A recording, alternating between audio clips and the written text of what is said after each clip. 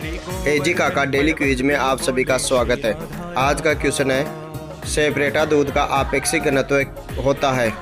Option A 1.028, option B 1.030, option C 1.032, option D 1.037। Answer आपको comment box में बताना है। डेली क्विज के लिए चैनल को सब्सक्राइब करें। Thank you.